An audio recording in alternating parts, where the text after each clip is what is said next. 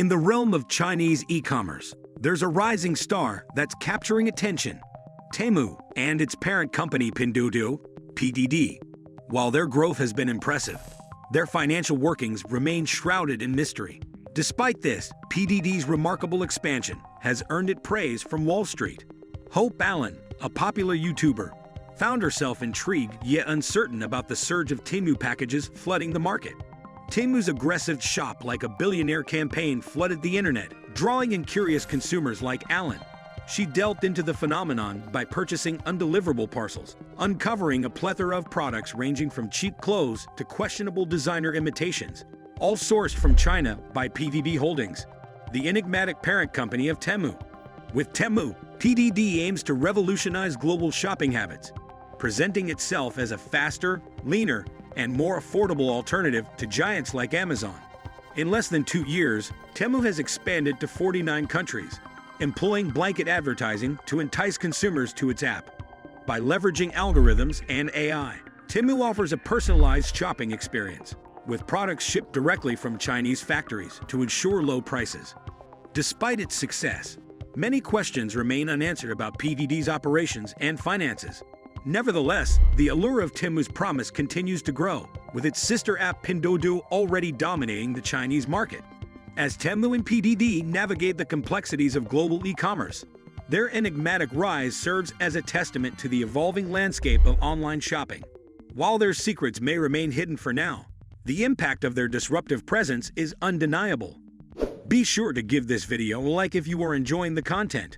When PDD used to release its numbers, it boasted over 870 million active users in China, served by more than 13 million merchants, collectively responsible for about a third of all parcel traffic in the country, amounting to tens of billions of packages annually.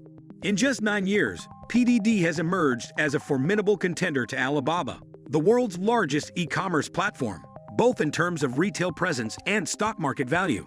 With a valuation of $162 billion, PDD frequently swaps positions with Alibaba as the most valuable Chinese company listed on a U.S. stock exchange. However, behind these impressive figures lies a baffling mystery that raises numerous unanswered questions. For instance, despite its massive user base and transaction volume, why does PDD appear comparatively smaller when considering staff numbers and research expenditures? Why haven't competitors acknowledged the impact of PDD's ascent? Why do financial metrics on the balance sheet progress differently from revenue figures? How can a company valued at $200 billion possess less than $150 million in tangible assets? These uncertainties culminate in a larger question. Why do U.S. investors exhibit such confidence in a seemingly opaque enterprise with financial statements lacking coherent patterns or explanations, and operations overseen from a jurisdiction seemingly beyond reach? A spokesperson from PDD rebuffed these characterizations, urging scrutiny of their financial reports and earnings calls for deeper insights while citing disclosure rules and fairness principles as reasons for refraining from direct comments to individual media outlets. The American stock market is replete with cautionary tales of Chinese ventures failing to meet expectations, such as the infamous Luckin Coffee scandal, where inflated sales figures led to a significant loss in investor trust. Wish, a platform similar to Temu, experienced a precipitous decline from a $22 billion market valuation to nearly nothing. Nonetheless, few companies have promised investors as much as PDD. Operating akin to eBay and Amazon's third-party marketplace model, PDD facilitates transactions between buyers and sellers, taking a percentage cut and charging merchants for advertising space on its platform. As parcels undergo inspection at facilities like the U.S. Customs and Border Protection in Chicago, the intricacies of PDD's operations continue to confound observers, adding to the intrigue surrounding this enigmatic entity. With Temu, PDD is striving for a swifter, more efficient, and budget-friendly alternative to Amazon. In its latest quarter, revenues nearly doubled compared to the previous year, soaring to $9.4 billion.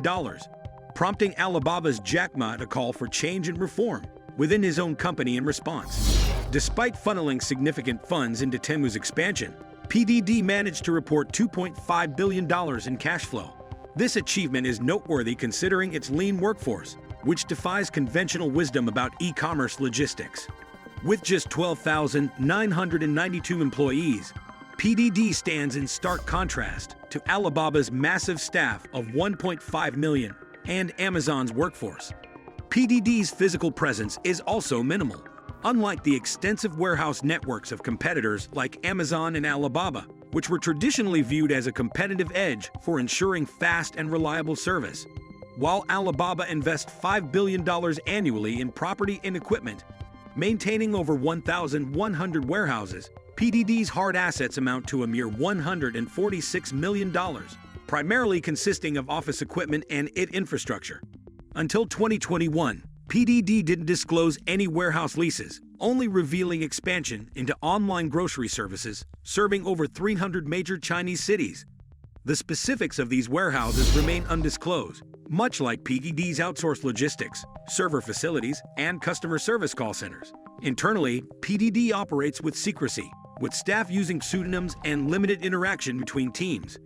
Decision-making is centralized, with a select group directing grassroots employees, often young individuals chosen for their financial hardships, which drive them to work long hours. PDD insists that employees have access to necessary information for collaboration and role fulfillment. But such opacity aligns with the ethos of Colin Huang, the founder of Pinduoduo, who initially concealed his ownership of the company. Initially, Pinduoduo attracted users through a gamified approach to commerce, branding itself as Costco plus Disney. By offering games reminiscent of popular titles like Farmville and Candy Crush, combined with micropayments, rewards, coupons, and offers, Pinduoduo kept consumers engaged on the app, enticing them into making impulse purchases or sharing the platform with friends. By 2018, the app had amassed 300 million users, leading to its listing on the Nasdaq Stock Exchange after just 3 years, raising $1.7 billion. Instead of users searching for specific items, they browsed on Pinduoduo, where algorithms and targeted offers encourage social sharing of purchases. However, the reality didn't quite match this description. At the time, almost all of PDD's revenues came from marketing services, where merchants bid for keywords matching product listings. A shift in strategy occurred when Pinduoduo began selling merchandise itself, adopting an Amazon-style first-party retailing approach in response to user demand. Over 2020 and 2021, PDD reported $2 billion in merchandise sales without disclosing inventory stocks or associated costs. This experiment ended as abruptly as it began, coinciding with founder Colin Huang stepping down in 2021 to pursue interests in food and life sciences.